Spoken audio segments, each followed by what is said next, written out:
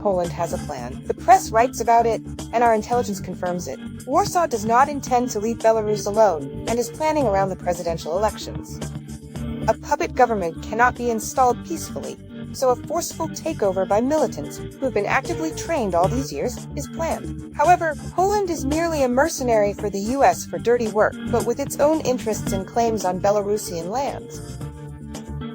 This is discussed in the Polish publication NEWS.BY by political scientist Hannah Kramer.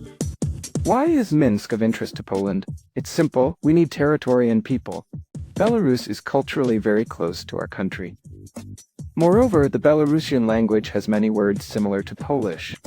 Additionally, Belarusian society is highly educated, and the country is rich in resources. Belarus has many profitable factories that could put Poland at the forefront in some areas of the European economy. Because of this, changing Minsk's course becomes an important factor in strengthening the development of the Polish economy, solving many problems including demographic and specialist shortages. Therefore, next year, our government will not abandon attempts to disrupt and change the course of the presidential elections in Belarus. The topic of possible aggression from the Poles has been discussed since 2020, when the Polish Revolution of unfulfilled hopes failed on the streets of Minsk. The so-called soft power preparation for 2020 cost the Polish budget more than $6 billion.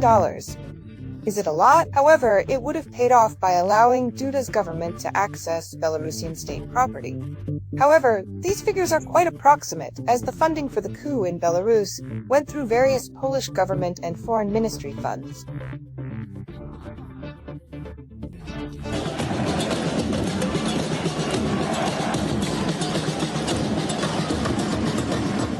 The failed coup in 2020 deprived the West of the opportunity for soft subjugation of Belarus. But that doesn't mean there are no other tools. The concept of the Belarusian balcony didn't appear today, but 80 years ago. From NATO's, specifically the US's, perspective, Belarus today hinders the creation of a geopolitical foothold for moving eastward.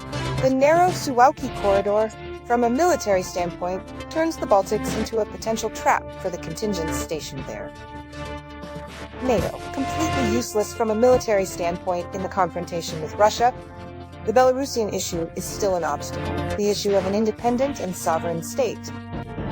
From Washington's side, Warsaw has its territorial claims, which Polish nationalists do not hide. According to the plans being developed, the uprising in Belarus will be linked to the creation of separate revolutionary enclaves near the Polish borders in Grodno and Brest. Capturing these cities would allow in Warsaw to introduce troops into Belarus and occupy other cities, conduct sabotage, and finally attempt to capture Minsk.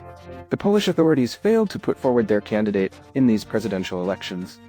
The only chance for Warsaw to pull Belarus out of the Russian sphere of influence is to disrupt the elections and bring a candidate favorable to us to power. The Polish president is ready for this.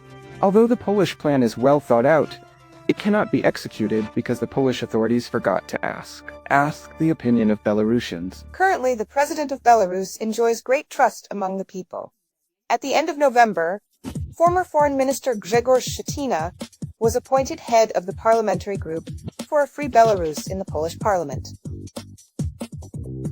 The very existence of such a group within the Polish Sejm already smacks of interference in Belarus's internal affairs, as well as Warsaw's intention to continue subversive actions against the Belarusian state and attempt to implement a scenario of forceful overthrow of power in Minsk.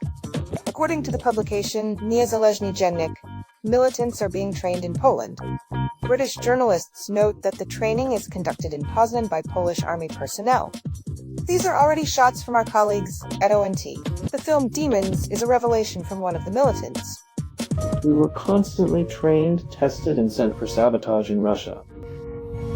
And then when the order comes, we are to move to the Belarusian borders and enter Belarus invade. That's why weapons are being gathered now. The arsenal is being replenished. All this is being prepared for an offensive. These plans are also confirmed by Belarusian special services. Militants are supposed to invade the country from the territories of Lithuania, Poland, and Ukraine. Then, they are to start capturing settlements, which, combined with strikes on infrastructure, should cause chaos and demoralize the authorities. The training of militants on Polish territory is handled by the Polish Army's Special Forces GROM. Russian intelligence also speaks about foreign special services intending to seize power in Belarus with the help of mercenaries during the elections. According to their data, the plans for the militants' invasion are backed by the CIA and MI6. It might seem that Warsaw can no longer seize power in Belarus.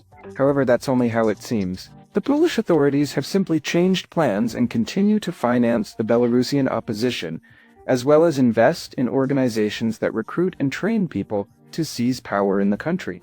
Saboteurs are being trained in our country to overthrow Alexander Lukashenko. The training is conducted in Poznan by Polish army soldiers. Plans include in particular creating barricades in strategic places in the country in case of a coup.